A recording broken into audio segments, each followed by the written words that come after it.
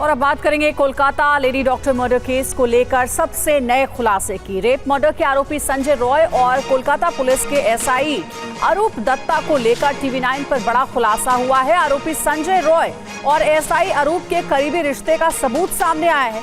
दोनों में पुरानी जान पहचान की तस्वीर सामने आई है। खुलासा हुआ है कि अरूप दत्ता के बैरक में रहता था संजय रॉय। कल अरूप दत्ता से सीबीआई ने पूछताछ भी की थी।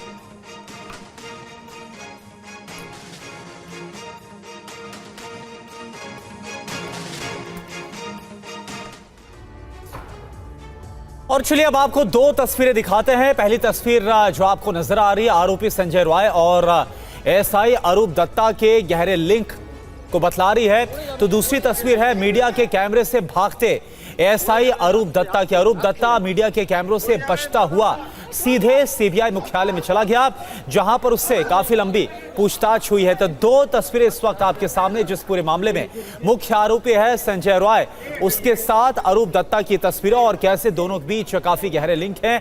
एएसआई अरूप दत्ता की दूसरी तस्वीर, जहां पर मीडिया कैमरे से बचता हुआ सीबीआई पूछताछ के लिए पहुंचा। कुमार कुंदन इस वक्त हमारे साथ जुड़े हैं पूरी जानकारी साथ। कुमार, इन तस्वीरों के आधार पर और क्या कुछ पता चल पा रहा है?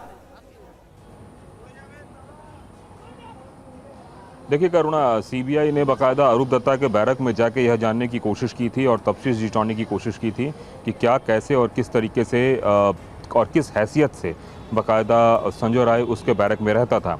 और इस बाबत जब पूछताछ की गई तो उस समय तो कुछ पता नहीं चला, लेकिन कल जब अरूप दत्ता सीबीआई दफ्तर आया तो सीबीआई फिर वो किस हैसियत से संजय राय के साथ रहता था।